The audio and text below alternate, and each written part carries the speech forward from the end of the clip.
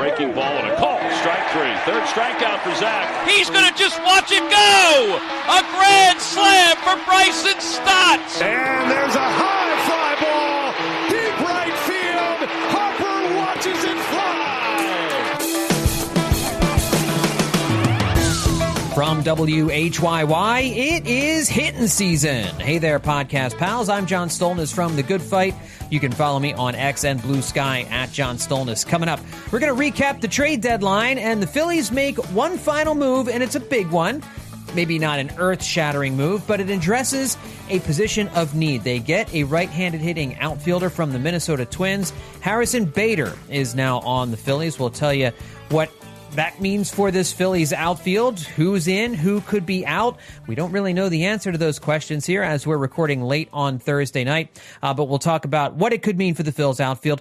Did Dave Dombrowski do enough at this trade deadline? Looking online, I know a lot of you don't think that he did, but we're going to talk about whether he did enough. We'll talk about the prospects who remain, and then we'll start looking at the trade deadline in a broader sense. Trade deadline winners. I've got 5 teams that I think are trade deadline winners here over the course of a very busy, very chaotic, very fun trade deadline day here on Thursday. We'll also dip into the mailbag, a few questions on the trade deadline to get to on this episode of the podcast. So a lot of trade talk here. And let's jump right in. Phillies do get Harrison Bader. Here is your right-handed hitting outfielder, Harrison Bader of the Minnesota Twins, a teammate of Jarron Duran, who the Phillies got on Wednesday. Dombrowski finishes off the trade deadline by getting that right-handed hitting outfielder they have desperately needed. They tried to get Austin Hayes last year. It kind of harkens back to the Austin Hayes trade a season ago that didn't work out. One hopes that Harrison Bader will work out a whole lot better than Austin Hayes did last season. The best word to describe the Harrison Bader acquisition, I think, would be uninspiring. It's not a bad move. It's not certainly a giant needle-moving move, but it's just not as impactful as we were dreaming the Phillies might do. But it also didn't cost them much of anything. And Harrison Bader, now 31 years old, this is a rental. He's been a solid big leaguer for years. He's always been one of the best defensive outfielders in the league. He's been playing left field for Minnesota this year in deference to Byron Buxton, but he will almost certainly move to center field as the Phillies really don't have an elite defensive center fielder. Since 2017, his defensive runs saved, he has 63 of them, is 5th best among outfielders, and his outs above average of 76 since 2017, tops the leaderboard. He has been the best defensive outfielder in terms of outs above average. Offensively, it's kind of come and gone for him during the course of his career, but this season, having maybe his best overall offensive year.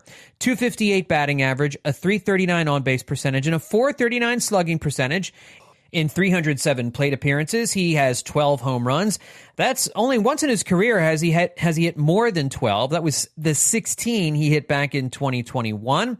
He is striking out 26.4% of the time, which is definitely a little bit high, but his 8.8% walk rate is his best mark in quite a number of years. So a 117 weighted runs created, which means he is about 17% better than the league average hitter, which is just fine. And he's got 10 stolen bases. He's been great with the glove. He's been worth 2 wins above replacement this season, which automatically makes him the best outfielder on the Phillies. No Phillies outfielder comes close to 2 wins above replacement. That's according to Fangraph's version of the number. There's a dual option on his contract, so this is likely just going to be a 2-month solution here for the Phillies. And, who knows what happens in the offseason. If he has a successful season here in Philadelphia, maybe they re-sign him, but nobody's really worried about that at the moment. The Phillies did not have to give up a whole lot in order to get Harrison Bader. They give up outfielder Hendry Mendez and right-hander Jeremy Villarreal. Mendez came to the Phillies last season. He spent high A there and has been a double A for most of this year. He's had come to the plate 722 times in 2 seasons in Philadelphia with a 13% strikeout rate. He never strikes out, and a 12% walk rate. That's very, very good. Hitting 287, 380, 412 with a 131 weighted runs created. So Mendez has been playing well. Baseball America lists him as the Phillies' number 17 prospect in the system. Now, the thing is, Mendez was eligible for the Rule 5 draft this winter, which means he would have had to go on unprotected unless the Phillies added him to the 40-man roster. And this is likely one of those deals where the Phillies looked at him and said, we're not adding him to the 40-man roster. We have other players we need to prioritize. We were probably going to have to let him go anyway, so let's trade him now and get something for him. So that's probably what was going on with the Phillies with Hendry Mendez in this trade. And then Villarreal is a very young, I think 16 or 17-year-old international player that they just signed, I think last year or this year, so years away from the majors.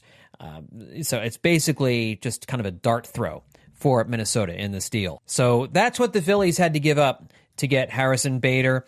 Visions of Eugenio Suarez, who was traded to the Mariners by the Diamondbacks. Stephen Kwan, the outfielder for the Guardians, who was not traded, and Luis Robert Jr., who was not traded. None of those deals ever materialized for the Phillies. There were a couple of guys on the Angels that were certainly interesting, and the Angels decided not to trade anyone. They also didn't really add anyone either. The Angels, they are so poorly managed. It's unbelievable.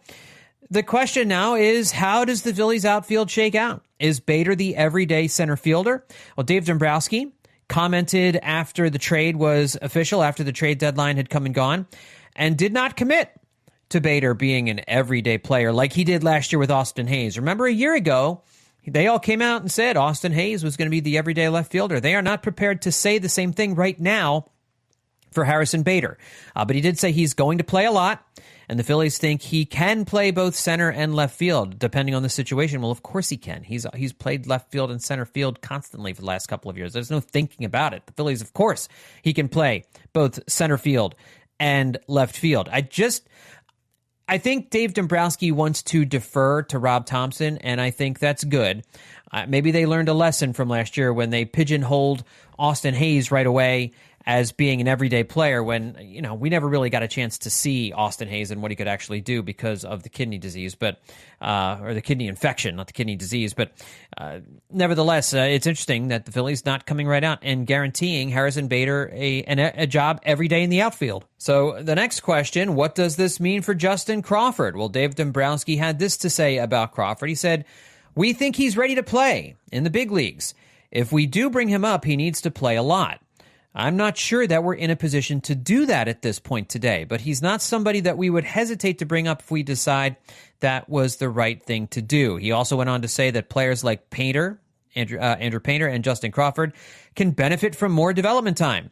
He says when they're going to get here, they're going to have to make some adjustments, but he's also in a position where we think he's ready to do that when called upon.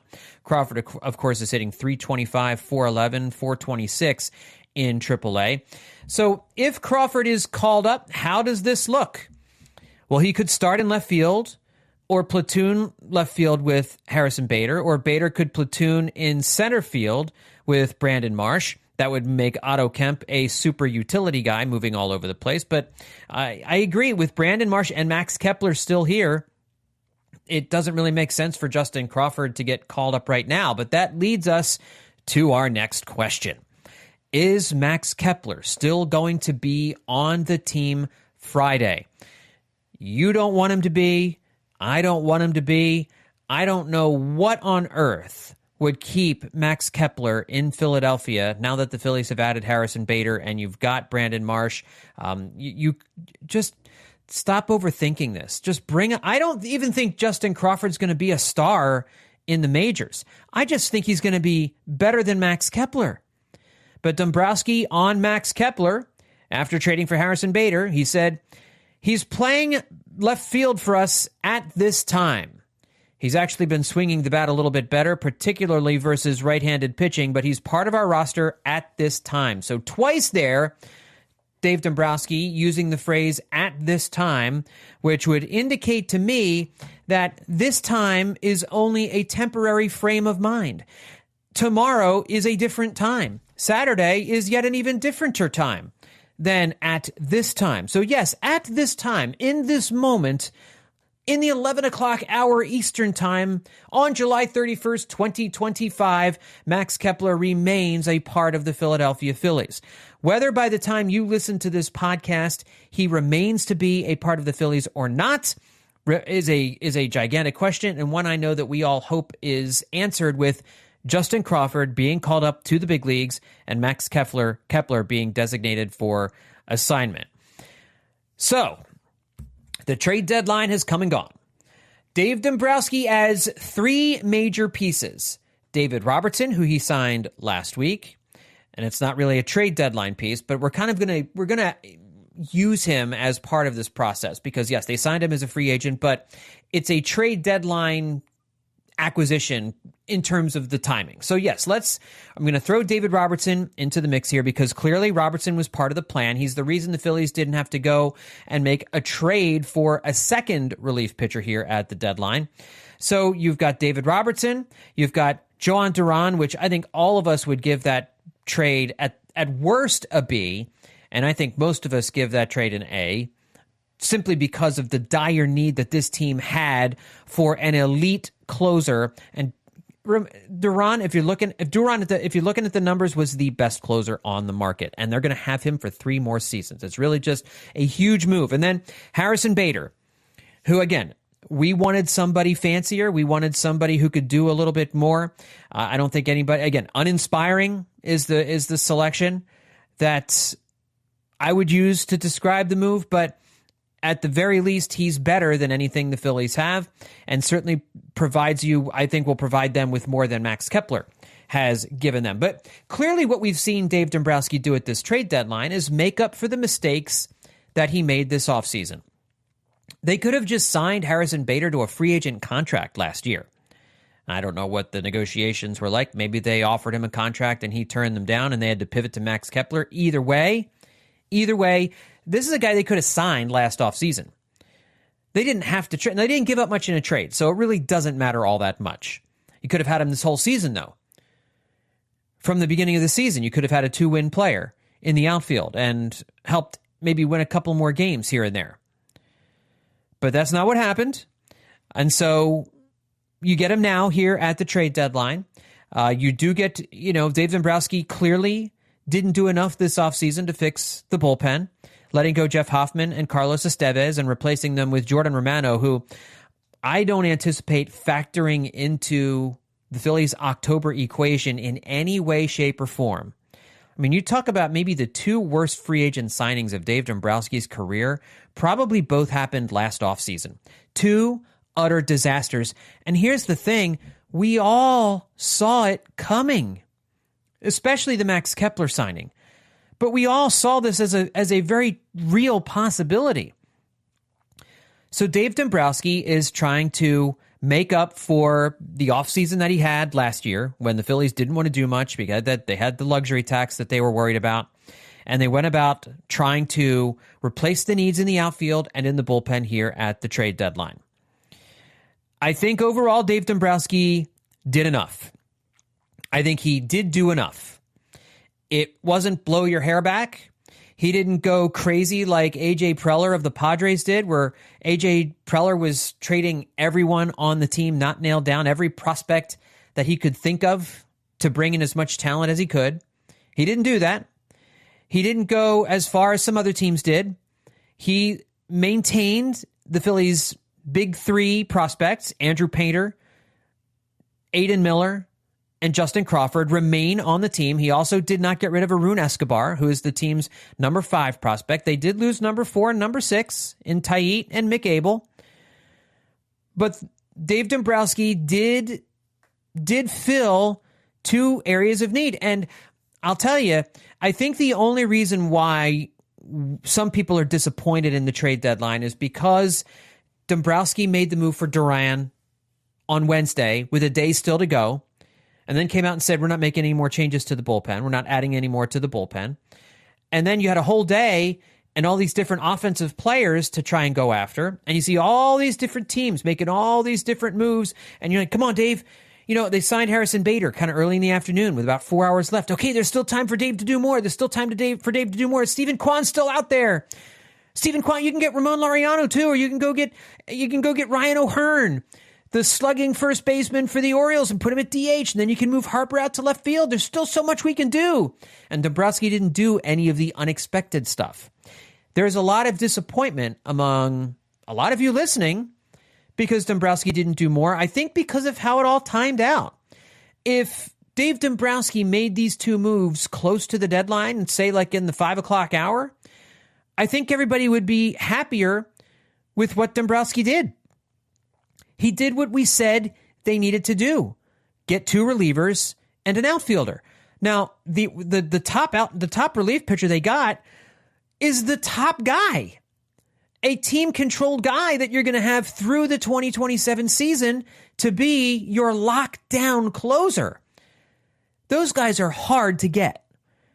And that was this team's biggest need. It absolutely was their biggest need. As much as I wanted to see them at a big bat on offense, getting an elite closer was their biggest need.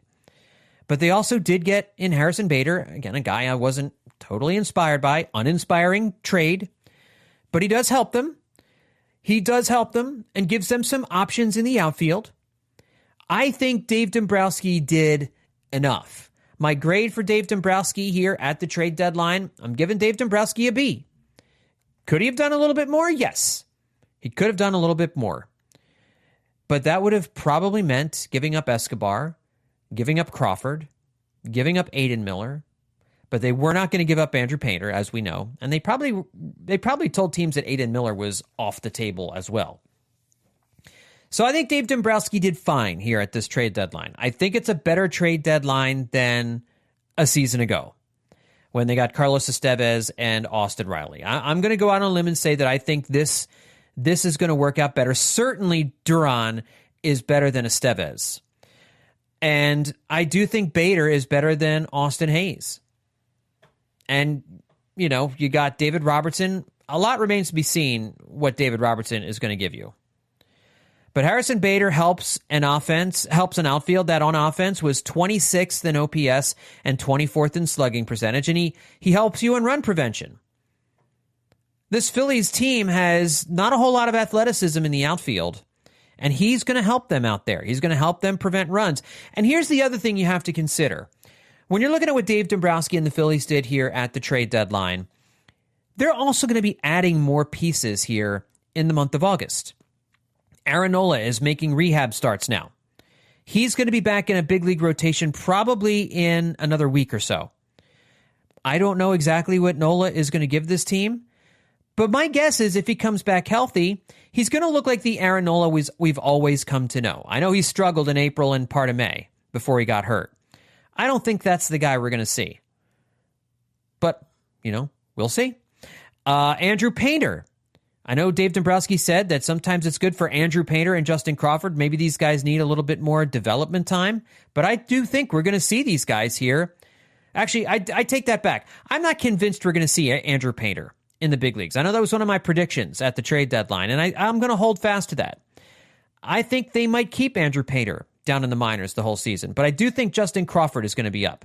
And, you know, if there is an injury to the rotation, you do have Andrew Painter here that you can add. Jose Alvarado is coming back and will be on the team in a couple of weeks and take him through the rest of the regular season. That doesn't help him in the playoffs. But then I think you're going to see Jesus Luzardo transition to the bullpen and be your Jose Alvarado replacement in the bullpen. That's a roll of the dice. There's no guarantee that's going to work. Luzardo's never been a relief pitcher before. But you're going to add Jesus Luzardo to the bullpen at some point here. And then, of course, David Robertson is going to join the team soon. So you've got Nola, Painter, Crawford, Alvarado, Robertson, and then Luzardo to the pen. Different aspects of this team are going to be continued to be improved upon, even though it's not going to happen through trades, hopefully, over the next month before this team gets into the full pennant race in September. So overall, I think the trade deadline was fine. I think it was a B trade deadline for the Phillies. And as Matt Gelb noted, if you're upset about Harrison Bader, which I kind of was in the moment, there were no big-time outfielders traded at the deadline. The biggest names as far were Harrison Bader, Ramon Laureano, Cedric Mullins, Alex Call of the Nationals. There was a rumor going around late morning, early afternoon by Matt Gelb that Alex Call was a guy the Phillies were considering, and that would have been wholly uninspiring. That would have been even more uninspiring than Harrison Bader. I wanted no part of that deal. Jesus Sanchez, Randall Grichuk, those are some of the other names Those are the outfielders who moved at the trade deadline. So there was not much out there. Some teams that had some good players decided not to move them, and so this is what you get. All right, trade deadline winners. The Phillies are a trade deadline winner. No doubt about it. Universally, everyone acknowledges the Phillies were one of the top winners at the deadline. I've seen multiple articles talking about winners at the trade deadline and the Phillies among those teams. USA Today's Gabe Locke ranked the top 8 World Series contenders at the trade deadline, and he has the Phillies at number 1. He wrote, sure, they're a half game behind the Mets in the NL East, but suddenly looks so much more secure with Joan Duran providing clarity to a cloudy bullpen and Zach Wheeler, Christopher Sanchez, and Ranger Suarez providing a real 1-2-3 rotation punch most of their NL rivals lack. Might have been nice to get a more offensively inclined backup with their much-anticipated outfield ad, but Harrison Bader adds to their already elite outfield defense while providing timely pop. Okay, I'm starting to wonder here if Gabe has actually watched much baseball. To their already elite outfield defense? No, man, the Phillies don't have an elite outfield defense. I should have proofread this article before I read it. Yes, Johan Rojas, when he's out there, historically has been pretty good, but the metrics have not been great for him. In left field, Brandon Marsh is great. In center field, he's kind of a disaster. Don't get us started on Nick Castellanos. Max Kepler can play some defense, but this is not a lockdown outfield. We've seen that this year. But Gabe Locke has the Phillies as the number 1 World Series contender after the trade deadline. He has Toronto at number 2. The Detroit Tigers at 3, the Cubs at 4, the Dodgers at 5, the Padres at 6, the Astros at 7, and the Mets at number 8. Okay, in terms of other winners at the trade deadline, yes, I included the Mets. And let's talk about what the Mets did versus what the Phillies did here at the trade deadline. Both teams were looking for outfield bats. The Phillies get Bader. Both teams, it sounded as though the Phillies and the Mets were the 2 finalists for Luis Robert Jr., and Chicago decided that they were just going to keep him, and they might pick up his $20 million option. I mean, that's the only reason you keep him, is if you've decided, yes, we're going to pick up the $20 million option. But in terms of who they went out and got, New York gets Cedric Mullins of the Orioles, who has been flat out awful at the plate since the beginning of May. I'd much rather have Bader than Mullins. I wanted no part of Cedric Mullins. And the other thing that the Mets really needed was rotation help. But very few starting pitchers moved here at the trade deadline, and the Mets didn't get anyone. The Mets did not solve their starting rotation problem, which is going to bite them here down the stretch, one would think, and would bite them in the playoffs when they get there. They got no rotation help, so they decided to double down on bullpen arms because that's what we saw moving here at this trade deadline. So all of the bullpen arms, I guarantee you Emmanuel Clase would have gotten dealt and Felix Bautista would have gotten dealt also if Bautista hadn't gotten hurt and Clase hadn't gone on the restricted list because of a gambling probe. All of the bullpen arms went. It's just crazy. It was a slew of arms, and so that's what the Mets did too. They got Ryan Helsley, and they got Tyler Rogers on Wednesday. They got Gregory Soto a couple days before. The Mets didn't really do much on Thursday. They got Cedric Mullins. That was about it. But you've got Helsley and Rogers and Diaz. That is a dynamic. That's a nasty boys type threesome in the back of the Mets bullpen. But overall, if you're asking me whose deadline moves do I like more, I like the Phillies moves better than the Mets moves, specifically because with Duran, you have 2 years of team control. Ryan Helsley's gone after the season. Now, what does it mean for 2025? I'm not sure, but I also think Bader is a much better player than Mullins. So I would much rather have gotten. I'm thrilled the Phillies got Bader over Mullins if I had to make that choice between those two. But the Mets improved. I do think they improved, especially in the bullpen, and that's why I think you'd have to call them one of the winners here at the trade deadline. A big winner is the Seattle Mariners. The Mariners have never been to a World Series, guys. They've never been to a World Series. They are making the push here in 2025 to get to a World Series. They go out and they get the biggest bat on the market, a rental, but they're the ones who land Eugenio Suarez. And all they had to give up was their number 9 prospect as the centerpiece of the deal. That is, I don't understand how that was the price. Maybe their number 9 prospect is better than any of the Phillies' top 6 prospects. But I would have given up. I would have given up our number 9 prospect. I would have given up Arun Escobar. I would have given up Tait. But they went with Tait and Abel for Duran, and I guess they didn't want to give up Escobar or Justin Crawford for Eugenio Suarez. But Suarez now gives the Mariners a terrific lineup. Listen to this. J.P. Crawford hitting first, Julio Rodriguez second, Cal Raleigh, who hit his 42nd home run of the year on Thursday night, hits third, Randy Arozarena, who's red hot, Josh Naylor, who they picked up a couple of days ago, and now Eugenio Suarez. They've already got a great starting rotation. The Mariners made themselves better. They might be the best team in the American League right now. The Astros also won here at the trade deadline, and one of the most surreal trades at the trade deadline, getting back Carlos Correa, who started his career with the Astros, left in free agency after Houston decided they didn't want to re-sign him to a big money deal. The Twins did. Carlos Correa goes to Minnesota for a couple of years, but now the Minnesota Twins ownership, they're selling the team, and they unloaded everybody. Right now, they have 2 players under contract for next year. 2 players under contract for next year. They got rid of everyone. One of them is Byron Buxton, by the way, who was an outfielder that was likely to be on the trade market, but he has full 10-5 rights and decided, and as part of his contract that he signed with the Twins, has a full no-trade clause and told teams, I'm not leaving Minnesota. You wonder if that stance has changed now because no one's left on the Twins. So if you're looking for a loser at the trade deadline, it's the Twins and more specifically Minnesota Twins fans. But their loss is Houston's gain as Correa goes back to an injury-riddled Astros team that desperately needed him. Isaac Paredes is gone for the season. They had to get somebody over at shortstop. So with the Twins unloading everything not nailed down, Correa goes back to Houston. The Astros also got infielder Ramon Urias and outfielder Jesus Sanchez from the Marlins. So they do import some important players. And then the other winner, my 5th winner, is the San Diego Padres. Now, would I have given up the number 3 prospect in baseball for a relief pitcher? Even one as good as Mason Miller? No, I would not have. That would have been, if the Phillies were going to get Mason Miller, they would have had to give up Andrew Painter. And I'm here to tell you guys, Duran is every bit as good as Mason Miller. If not, so far by the numbers this year, he's better.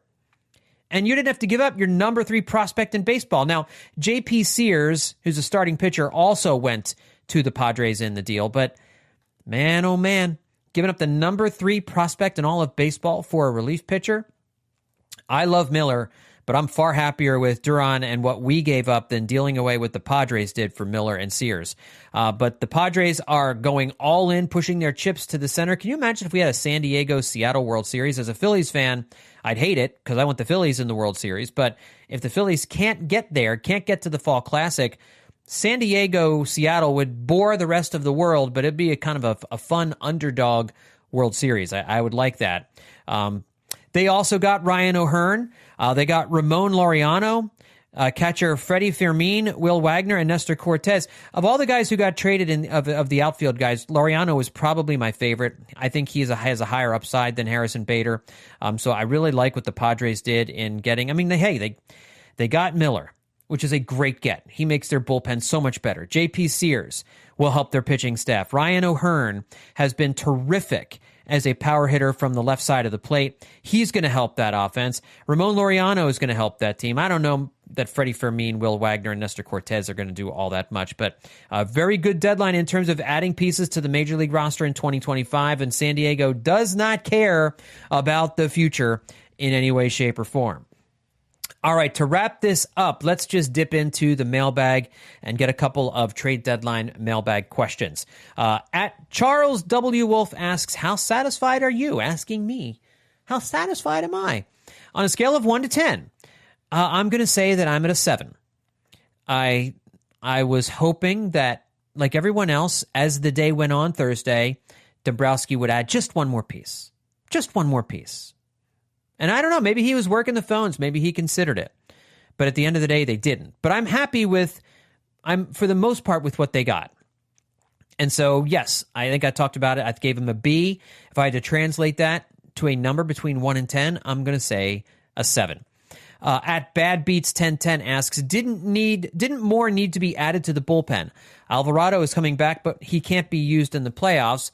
For that reason, I wouldn't even use him the rest of the regular season, but that's me. Well, I disagree with that. I think you need all the help you can get, and I think Alvarado is going to be motivated to help get this team to the playoffs after costing them 80 games and costing them his services in October. So I do want Alvarado to come back. David Robertson and Duran, I really was surprised when Dombrowski said the other day that he was done adding relief pitchers. Would I have preferred to see them go get another guy? Yes. I do think maybe another one needed to be added to the bullpen, but also bear in mind that at least one of these starters, Jesus Luzardo, is going to transition to the bullpen at some point. I don't think Andrew Painter's going to do it, even though Dombrowski kind of left the window cracked open a little bit on that. I think Andrew Painter benefits from starting every fifth day in AAA. I would have liked to have seen them add one more pitcher or one more hitter, to be perfectly honest with you, one more player. But Dombrowski wanted to make sure that we kept some of those top prospects. So we only lost 2 of our top 6, and the other top 4 are, the top 3 are close to Major League ready, and Escobar is a couple seasons away, or maybe next season. So I would like to have seen them do a little bit more, and maybe they could have, but didn't end up happening. At Taquan Tyler asks, is your perception of Phillies management, considering the moves this deadline, that they are more committed to this core than we thought, or less? Are they more or less likely to let free agents walk or try to move core pieces such as Castellanos, Bohm, etc., based on the deadline? It's a great question that we're going to get some answers to during the offseason. I think what this tells us is that Dombrowski and the Phillies feel like the window for this particular group of players is this year and next year. Because, again, we've talked about the labor issues on the last couple of podcasts. There may not be baseball in 2027, or it might be a shortened season. But no one knows what the economics of the game are going to look like after next season. So I do think they're going to re-sign Schwarber. I still don't know what they're going to do with JT Realmuto. I really don't. He's hitting great now.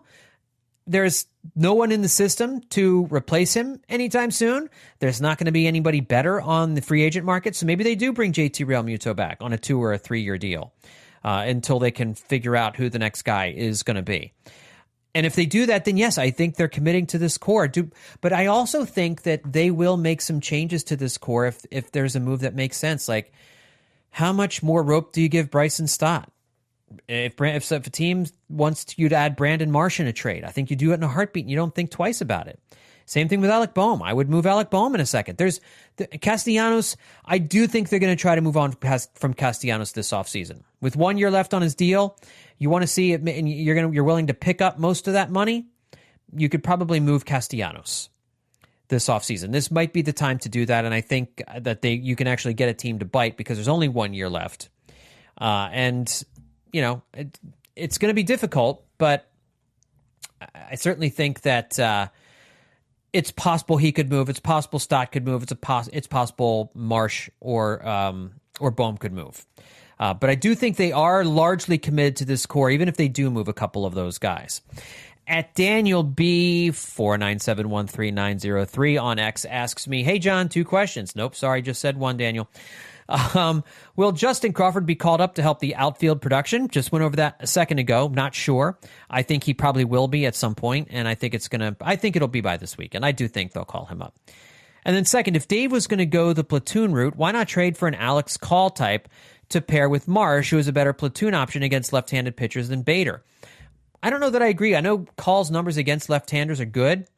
And they're probably a little bit better than Bader's, but I think overall Bader is a more established player. He's played in the postseason. That's the other thing about Bader. He has had big playoff moments.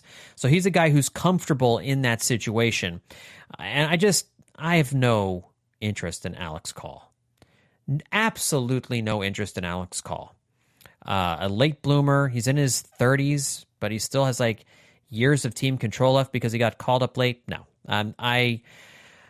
I think Alex Call doesn't have, he's not as high-end a guy as Bader, and Bader's not that high-end, but Bader certainly is a more, a guy that you think is going to do a little bit more for you than Alex Call would.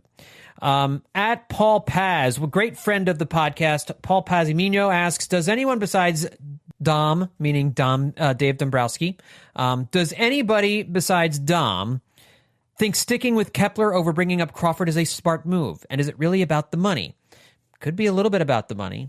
Dave kept saying at this time, which is why I think they just didn't quite know what they want to do yet and didn't feel like getting into it. It would not at all surprise me if Kepler is gone, but it also wouldn't surprise me if he stays. And it's going to drive us crazy if Kepler is still here when this weekend rolls around. It's just going to absolutely mind boggle us. But it's possible.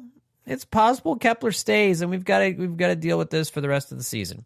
Last question at Ronchetti Stan. What's the point of not trading Crawford if you aren't ready to call him up and DFA Kepler? The argument here, Ron, is that they want Justin Crawford to get regular at-bats and get regular playing time. They don't want to, I don't think they want to stick him as part of a platoon, but even if he's platooning, he's the lefty platoon, so he's going to get 70% of the starts. It's just, who are you platooning him with? How is this platoon working out? And I think that's the question nobody has the answer to, right? Is Harrison Bader going to platoon in left field, or is he going to platoon in center field? Is he going to platoon with Brandon Marsh, or would it be with Justin Crawford? The best outfield, if you're looking for who are the 5 best outfielders that the Phillies could put out there, Nick Castellanos, Harrison Bader, Justin Crawford, Brandon Marsh, and I think probably Otto Kemp is your 5th guy, right? Am I missing somebody? Because I think they're going to designate Johan Rohan, not designate, but they're going to send him down to AAA. I would DFA Max Kepler, and so now you're left, and I would call up Justin Crawford, and I think that gives you your 5 best outfielders: Castellanos, Harrison Bader, Brandon Marsh, Otto Kemp, and Justin Crawford. I think those are your 5 best outfielders in this organization. That's what I would go with here over the last 2 months. I would say adios to Max Kepler, and I would send Johan Rojas back down to AAA. I would send Weston Wilson. Whatever you need to do with Weston Wilson, you do with Weston Wilson at that point.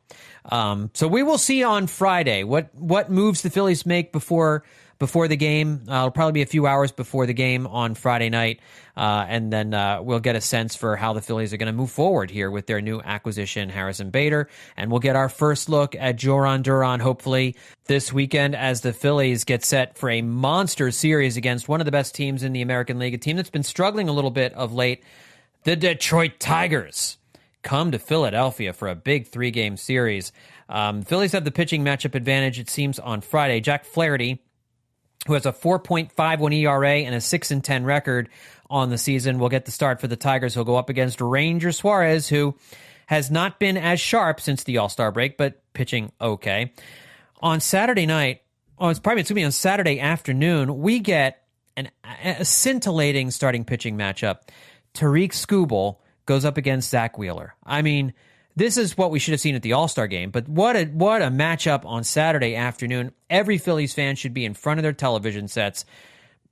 Forgo the yard work for a Saturday afternoon and sit down to watch Tariq Skubal and Zach Wheeler go at it mano a mano on Saturday afternoon. That could be one of the games of the season. It's probably going to be like a 9-7 game, now that I'm building it up like that.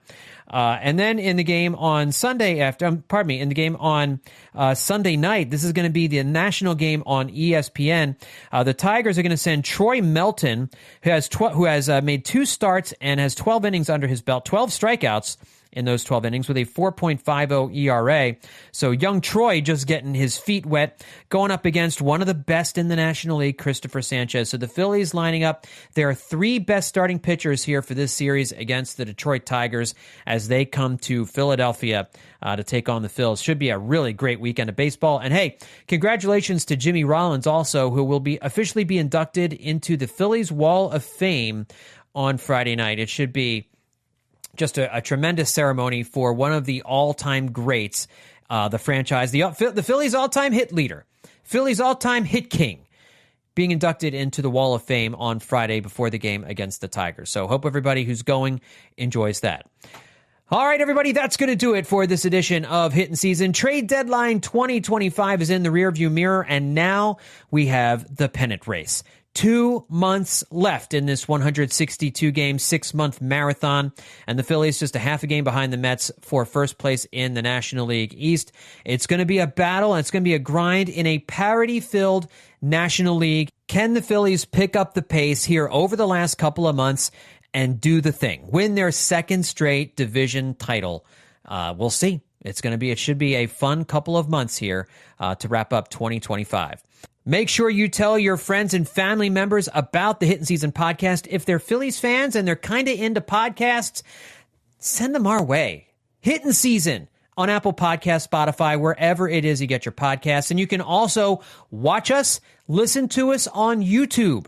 That's right. If you got a smart TV or you just like to listen to YouTube stuff on your phone, however you like to do it, just type Hittin' Season into the search bar of your YouTube browser and subscribe to our channel. And you'll get every podcast that we do. We put clips up there so you can listen and watch every Hittin' Season episode there as well. Thanks, everyone, for tuning in. We'll talk to you next time right here on Hittin' Season.